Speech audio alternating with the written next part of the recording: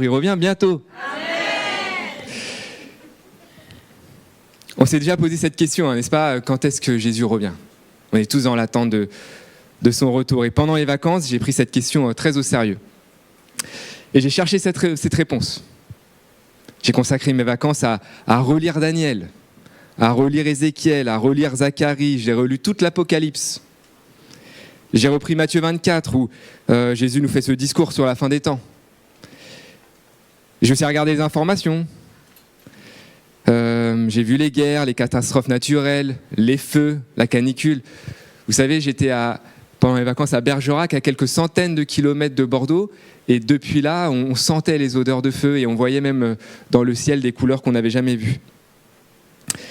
J'ai vu les tensions internationales, je me suis renseigné sur l'intelligence artificielle, les crises économiques, j'ai même regardé les réseaux sociaux, TikTok, Instagram. Et là, je me suis dit, Seigneur, va vraiment falloir que tu reviennes bientôt. Et puis, je me suis souvenu de 2 épisodes très miraculeux. C'est la victoire du PSG lors des 2 dernières Ligues des Champions. Et là, je me suis dit, est-ce que ce ne serait pas un signe du retour de Jésus, ça? En tout cas, j'ai continué à chercher. J'ai écouté des prédications, j'ai regardé quelques vidéos sur Internet. Et alors, ce qui est formidable sur Internet, c'est qu'il y a toujours quelqu'un qui sait, quelqu'un qui a tout compris. Et puis, après plusieurs semaines de recherche, je crois que j'ai trouvé, non d'ailleurs je vous le dis, j'ai trouvé la réponse. J'ai trouvé la réponse à ma question. Alors là, je vous vois, il y en a parmi vous qui se disent, enfin, il va nous donner la réponse. Peut-être même parmi vous êtes impatients de m'entendre parler. Et peut-être certains, comme Timothée, notre pasteur, se disent, pourvu qu'il soit prudent ce matin, Mathieu. Parce que parler du retour de Jésus, c'est une chose, mais parler de la date, c'en est une autre. Alors oui, j'ai trouvé la réponse, mais je vais vous décevoir. La réponse, c'est que personne ne sait. Personne ne sait. Et c'est pas moi qui le dis, c'est Jésus dans Matthieu 24, 36, qui nous dit personne ne connaît ni le jour ni l'heure, sinon le Père. Et moi, je trouve ça assez extraordinaire parce que la seule personne qui aurait pu véritablement satisfaire notre curiosité ne le fait pas. Alors je vais me confesser quand même, j'ai prétendu avoir fait toutes ces recherches pendant les vacances, c'est pas vrai. J'avais déjà la réponse, j'ai plutôt consacré mes vacances à du repos et à des temps en famille, à quelques apéros aussi. Mais bref, on se pose quand même cette question, et on demande souvent à Jésus, mais quand est-ce que tu reviens? Quand reviens-tu? Et Jésus nous répond en quelque sorte, ce n'est pas la question qui doit occuper notre cœur. Et c'est ce qu'on voit dans Acte 1, les disciples qui demandent à Jésus, Seigneur, est-ce que maintenant tu vas rétablir le royaume? Puis Jésus leur dit, ce n'est pas à vous de connaître les temps ou les moments que le Père a fixés. Ce n'est pas à vous de le savoir. Et ensuite, il leur donne une mission. Il leur dit, vous serez mes témoins. C'est-à-dire que les disciples, ils demandent à Jésus un calendrier, et Jésus leur donne une mission. Les disciples disent « Quand Seigneur ?» Et Jésus leur répond simplement « Vivez fidèlement ». Et je crois que c'est encore cette question pour nous aujourd'hui. Nous demandons, vous et moi, « Mon Dieu, quand est-ce que Jésus revient ?» On a hâte, et Dieu nous répond en quelque sorte « Mais êtes-vous prêts pour cela? Êtes-vous prêts à le rencontrer ?» On peut lire dans le texte d'Amos au chapitre 4 et le verset 12, quelque chose de très fort. « Prépare-toi à la rencontre de ton Dieu. » Et voilà, moi, ce que je pense être la vraie question. Est-ce qu'on est préparé? Pas est-ce que tu as réussi à calculer la date de son retour, mais si le Seigneur venait aujourd'hui, est-ce qu'on serait prêt à le rencontrer, vous et moi? Et c'est ce que Jésus nous enseigne dans la parabole des 10 jeunes filles, des 10 vierges, que l'on trouve dans Matthieu 25. Et donc je vous propose mon premier point qui s'intitule, pour ceux qui prennent des notes, « Tu ne peux pas emprunter l'huile ». Matthieu 25, les versets 1 à 13, pour la parabole des 10 jeunes filles que je vais vous lire tout de suite. Donc c'est la Bible du semeur. « Ce jour-là, il en sera du royaume des cieux comme 10 jeunes filles qui prirent leurs lampes et s'en allèrent à la rencontre du marié. 5 d'entre elles étaient insensées, les 5 autres étaient avisées. Les jeunes filles insensées prirent leurs lampes sans penser à emporter de réserve d'huile, mais celles qui étaient avisées prirent, avec leurs lampes, des flacons contenant de l'huile.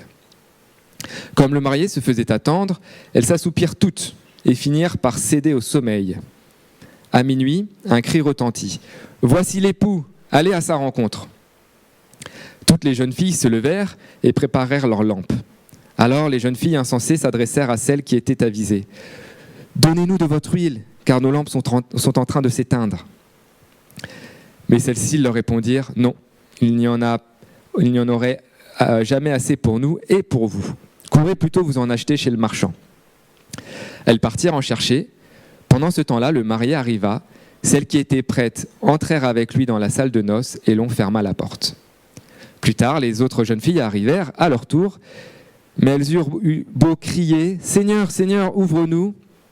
Il leur répondit « Vraiment, je vous l'assure, je ne sais pas qui vous êtes. » C'est pourquoi Jésus ajouta « Tenez-vous en éveil, car vous ne savez ni le jour ni l'heure de ma venue. »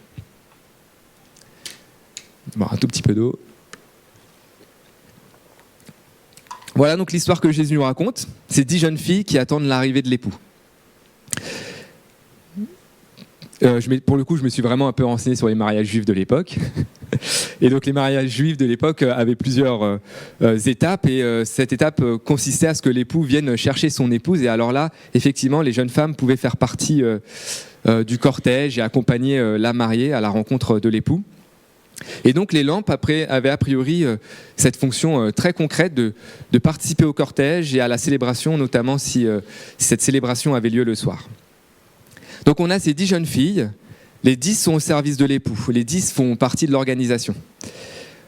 Autrement dit, il ne s'agit pas, à mon sens, de 10 chrétiennes et de 10 non-chrétiennes, c'est bien là 10 chrétiennes qui attendent, c'est 10 lampes, 10 personnes qui attendent l'époux et il y a quelque chose d'assez frappant. Pendant une grande partie de l'histoire, on ne voit aucune différence entre entre les insensés et celles qu'on pourrait appeler les sages. Les 10 attendent, toutes ont une lampe, mais toutes s'endorment. Et c'est assez important de se faire cette réflexion parce que parfois on imagine que le chrétien fidèle, c'est celui qui ne se fatigue jamais, celui qui ne doute jamais, celui qui ne traverse jamais la moindre période difficile. Mais là, Jésus il nous rassure un petit peu quand même, il nous dit même les sages s'endorment, elles s'endorment toutes. La différence, c'est pas qu'elles sont des super-héroïnes, la différence, c'est qu'elles ont prévu un peu plus d'huile, des réserves d'huile. Et donc, toute la nuit passe et soudain, ce cri « Voici l'époux, sortez à sa rencontre ». Et là, tout change. Les lampes commencent à manquer d'huile et les jeunes filles insensées ou folles demandent aux autres « Allez, donnez-nous-en un petit peu de votre huile ». Et les sages répondent qu'elles ne peuvent pas. Alors on pourrait se dire, ah, quand même, elles auraient pu partager les peaux de vache. En plus, c'est chrétien de partager. Pourquoi elles ne partagent pas ? Est-ce que ce n'est pas de l'égoïsme ? Elles ont de l'huile, les autres n'en ont pas, elles n'en donnent pas. Mais justement, elles ne donnent pas par égoïsme, mais elles refusent parce que certaines choses ne peuvent pas être partagées. Je peux partager mon argent, je peux partager ma nourriture, je peux partager ma maison, je peux partager mon temps, je peux même partager ma Bible, mais je ne peux pas donner à quelqu'un la relation que j'ai moi personnellement avec Dieu. Je ne peux pas donner à quelqu'un ma repentance. Je ne peux pas donner ma vie spirituelle. Je ne peux pas emprunter la foi de mon épouse. Je ne peux pas emprunter la foi de mes grands-parents. Je ne peux même pas emprunter la foi de mon pasteur. Je ne peux pas emprunter non plus la foi de mes parents. Vous savez, on dit, je ne sais pas qui disait ça, mais Dieu n'a pas de petits-enfants. Dieu, il n'a que des enfants. Ma relation avec Dieu ne peut donc pas reposer sur celle que mes parents entretiennent, eux, avec Dieu. Parce que lorsque je rencontrerai Jésus, ce sera une rencontre très personnelle. Je ne pourrai pas dire « Attends Seigneur, bouge pas, je vais chercher quelqu'un qui connaît bien sa Bible. J'ai dans mon répertoire Timothée Minard, Adnan, bouge pas, je vais les chercher. » Non, je ne pourrai pas le faire ça. Cette rencontre, elle sera personnelle. Ce sera ma vie avec Dieu, mon cœur, ma relation avec Christ. Voilà pourquoi l'huile ne se prête pas. Et donc ça nous conduit à une responsabilité très simple. il faut préparer notre huile aujourd'hui, pas au dernier moment. La relation avec Dieu ne se construit pas dans l'urgence. La prière ne s'improvise pas à minuit. La fidélité ne se construit dans les petites choses, quand personne ne regarde. Quand je prie alors que personne ne m'entend, quand j'ouvre ma Bible et que personne ne le sait, quand je pardonne mais que personne ne m'applaudit pour ça, quand je choisis d'aimer alors que je pourrais me venger. C'est là que se construit notre vie avec Dieu. Et alors, j'en ai un peu parlé, mais remarquons cette chose, les sages ne sont pas parfaites, elles dorment elles aussi. Cela veut dire que veiller ne signifie pas vivre dans une tension permanente. Jésus ne nous demande pas d'être des chrétiens épuisés, constamment paniqués par la fin du monde. Il nous demande juste d'être des chrétiens préparés. Il nous ne demande pas une performance, mais il nous demande une fidélité. C'est ce qui m'amène à mon point 2, que j'ai intitulé « Vivre entre Jésus revient demain et Jésus peut revenir dans 1000 ans ». Parce qu'il y a cette question qui se pose, si Jésus revient, on en est tous convaincus, et les jours qui passent nous rapprochent de ce jour-là, on n'a jamais été aussi proche qu'aujourd'hui forcément. Mais si Jésus revient, et s'il revient demain, pourquoi faire des projets ? Pourquoi faire des études ? Pourquoi acheter une maison ? Pourquoi avoir des enfants ? Pourquoi préparer sa retraite ? Pourquoi pas créer une entreprise peut-être ? Pourquoi planter un arbre qui ne donnera de l'ombre que dans 30 ans ? Pourquoi me lancer dans tout ça ? Après tout, Jésus il peut revenir demain. Et c'est vrai. Mais il y a aussi un autre danger. C'est de vivre comme si Jésus ne revenait jamais. C'est Martin Luther King qui a dit « Si l'on m'annonçait que la fin du monde est pour demain, je planterais quand même un pommier. » Vous la connaissiez cette phrase, peut-être certains d'entre vous. Par ces mots, Martin Luther King il dit finalement « Il faut continuer à faire le bien, à accomplir sa mission, sa vocation, même face à la fin du monde. » Et je crois que le chrétien, il a appelé à vivre exactement entre ces deux réalités. Jésus peut revenir demain, Jésus peut revenir aussi dans 1000 ans, et nous devons vivre fidèlement dans ces deux possibilités. Regardons l'Église primitive. Dans les actes, on voit une certaine radicalité, mais extraordinaire. Les croyants, ils mettent tous leurs biens en commun. Ils vendent tout, ils mettent tout en commun, ils partagent tout. Chose qu'on a beaucoup de mal à faire aujourd'hui, en tout cas à ce point-là. Ils ne s'attachent pas à leurs possessions comme s'ils les avaient éternellement. Parce qu'ils avaient compris cette chose-là, c'est que ce monde, ce n'est pas leur monde, ce n'est pas leur destination finale. Mais ça ne veut pas dire qu'ils s'arrêtent de travailler pour autant. Vous savez, c'est Paul qui dit que celui qui ne veut pas travailler ne vient pas manger, je paraphrase un peu. Mais... Ils ne cessent pas de vivre pour autant. Ils ne se disent pas « Jésus revient bientôt, donc inutile de construire quoi que ce soit ». Non, ils ne se disent pas ça. Et Jésus lui-même nous donne une autre parabole, celle qui vient juste après les 10 jeunes filles, qui s'appelle la parabole des talents ou la parabole des lingots d'or. Et c'est celle qu'on va lire aussi maintenant. Elle se trouve dans Matthieu 25, au verset 14 à 30.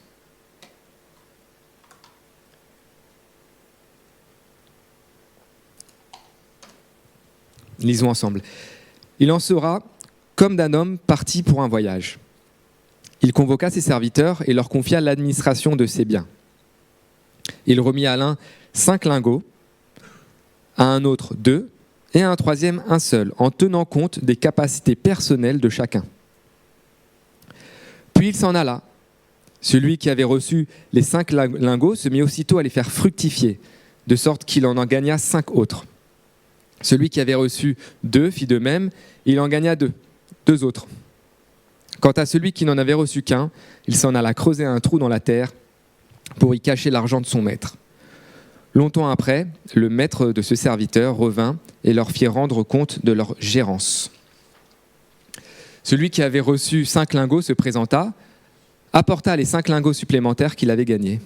« Maître, dit-il, tu m'avais remis 5 lingots, j'en ai gagné 5 autres, les voici. » « Très bien, lui dit son maître, tu es un bon serviteur en qui l'on peut avoir confiance, tu t'es montré fidèle en peu de choses, c'est pourquoi je t'en confierai de plus importantes. Viens partager la joie de ton maître. » Celui qui avait reçu les 2 lingots se présenta aussi et dit « Maître, tu m'avais remis 2 lingots, j'en ai gagné 2 autres, les voici. » « Très bien, lui dit son maître, tu es un bon serviteur en qui l'on peut avoir confiance, tu t'es montré fidèle en peu de choses, c'est pourquoi je t'en confierai de plus importantes, viens partager la joie de ton maître. » Enfin, celui qui n'avait reçu qu'un lingot vint à son tour et dit : « Maître, je savais que tu es un homme dur. Tu moissonnes là où tu n'as rien semé, tu récoltes où tu n'as pas répandu de semences. Alors j'ai pris peur et je suis allé cacher ton argent dans la terre. Voilà, prends ce qui t'appartient. » Mais son maître lui répondit, « Vaurien, feignant. Tu savais que je moissonne là où je n'ai rien semé et que je récolte là où je n'ai pas répandu de semences. Eh bien, tu aurais dû placer mon argent chez les banquiers et à mon retour, j'aurais récupéré le capital et les intérêts. Qu'on lui retire donc le lingot et qu'on le donne à celui qui en a déjà 10. Car à celui qui a, on donnera encore et il sera dans l'abondance, mais celui qui n'a pas, on ôtera même ce qu'il a. Quant à ce vaurien, jetez-le dans les ténèbres du dehors où il y aura des pleurs et d'amers regrets. » Bon, une fin de parabole assez poignante, une parabole qui mériterait peut-être une prédication à elle toute seule. Mais synthétisons ensemble cette histoire. Donc on a bien un maître qui va confier des choses à ses serviteurs. Et il ne confie pas n'importe quoi, il leur confie des lingots d'or, d'une incroyable valeur. À de simples serviteurs, il confie des fortunes. Et ça en dit beaucoup sur cette immensité justement de la grâce que notre Seigneur a, mais aussi de la confiance qu'il porte en nous. Parce que chacun d'entre nous ici avons reçu, à la hauteur de nos capacités personnelles, des lingots d'or, des talents. Vous avez tous une richesse que Dieu vous a donnée. Et en son absence, que font ces serviteurs ? Est-ce qu'ils regardent le ciel ? Est-ce qu'ils comptent les jours ? Est-ce qu'ils cherchent les signes ? Est-ce qu'ils calculent le retour ? Non. En tout cas, pour les 2 premiers, ils travaillent avec ce que leur maître leur a confié. Et leur maître leur a dit en quelque sorte, je vous ai confié quelque chose, faites-le fructifier. Et voilà ce qui peut être l'image de la vie chrétienne. La vie chrétienne n'est pas une salle d'attente, c'est un chantier. Un chantier dans le bâtiment. J'aime bien cette image parce que je travaille moi-même dans le bâtiment. Imaginez sur un chantier, vous avez 10 personnes qui passent la journée sur un chantier et le conducteur de travaux, le maître de chantier s'absente en leur demandant de continuer à travailler. Que vont faire ces 10 personnes ? Est-ce qu'ils vont se dire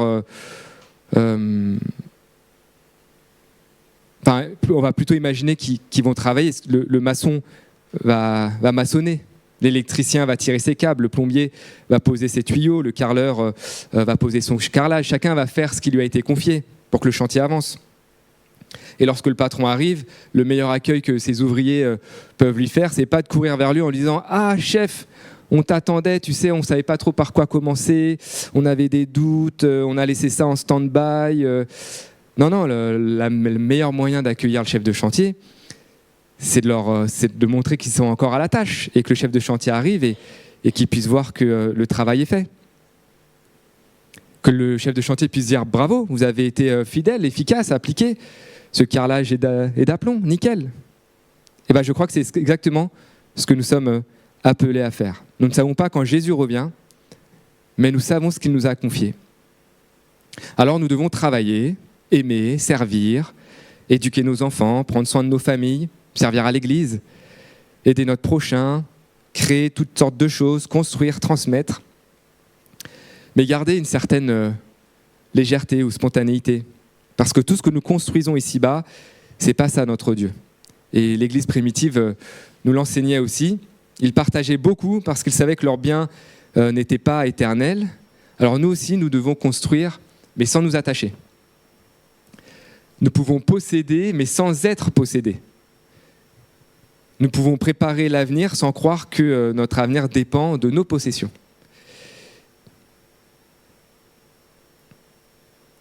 Parce qu'il y a encore une fois 2 erreurs possibles. La première, Jésus revient, donc je ne fais plus rien, je ne construis plus rien.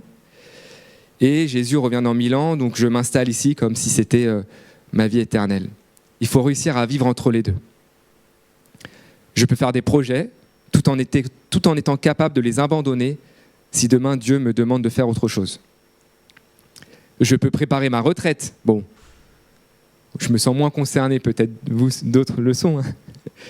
On peut préparer sa retraite, mais sans mettre son espérance dans la retraite que l'on prépare. Je peux acheter une maison sans croire que cette maison est mon véritable chez moi. Je peux travailler pour transmettre quelque chose à mes enfants, tout en sachant que je ne contrôle pas leur avenir. Je peux aussi planter un arbre, tout en étant capable de dire « Seigneur, si tu reviens avant qu'il ne donne de l'ombre, bon, c'est pas grave. » Jésus peut revenir aujourd'hui. Alors je pardonne aujourd'hui, je prie aujourd'hui, je me réconcilie aujourd'hui, j'aime aujourd'hui. Mais Jésus peut revenir dans 1000 ans. Alors je construis, je travaille, j'éduque, je transmets, je plante, je sers, parce que je ne connais pas l'heure, mais je connais le Maître. Nous ne connaissons pas l'heure, mais nous connaissons le Maître. Avant de partir en vacances, j'ai laissé mes enfants partir avant moi chez leurs grands-parents, chez mes parents. Ils ont passé plusieurs jours là-bas. Et je demandais à mes parents, est-ce que les enfants s'inquiétaient à savoir quand est-ce que moi j'arrivais ? Moi, leur père. Hein. Pas du tout. Mes enfants ont continué à grandir, à apprendre plein de choses, à s'amuser. Ils n'ont pas passé la semaine à regarder la rue en disant j'attends une 308 noire, immatriculée, parce que c'est la voiture de mon père. Ils n'étaient pas là à attendre que les jours passent, à attendre mon retour. Voilà, vous comprenez l'image. Non, ils ont vécu leur vie, ils ont grandi, ils ont grandi, ils ont mûri. Voilà ce que le Seigneur nous demande aussi, quand le Seigneur nous regarde. Je pense qu'il aurait beaucoup de peine à nous voir ne rien faire. Et je vous propose donc un point 3 que j'ai intitulé « Mais si nous n'étions pas prêts ». Parce qu'il faut aller encore un peu plus loin. Parce qu'à force d'avoir parlé de préparation, on peut aussi finir par avoir peur. Posons-nous la question franchement, posez-vous la question franchement ce matin, si Jésus revenait aujourd'hui, seriez-vous prêts ? Serais-je prêt ? Serions-nous prêts ? Est-ce qu'on a assez prié ? Est-ce qu'on a assez aimé ? Est-ce qu'on a assez servi ? Est-ce qu'on a été assez fidèle ? Est-ce qu'on a su résister au péché ? Répondez dans votre cœur. Là, on se rend compte que si mon salut dépend de mon niveau de préparation, je suis mal. Hein. Je ne sais pas vous, mais moi je suis mal. Parce que je connais mon cœur, je connais mes chutes, je connais mes incohérences. Alors pendant les vacances cet été, on s'amusait parce que on parlait de tout et de plein de choses et on se rendait compte qu'en fait, nous les êtres humains, on vit avec nos incohérences. On croit en des choses, parfois on change un peu d'avis en fonction de comment on a dormi, ou alors on croit en des choses qu'on ne fait pas exactement. On vit avec nos incohérences.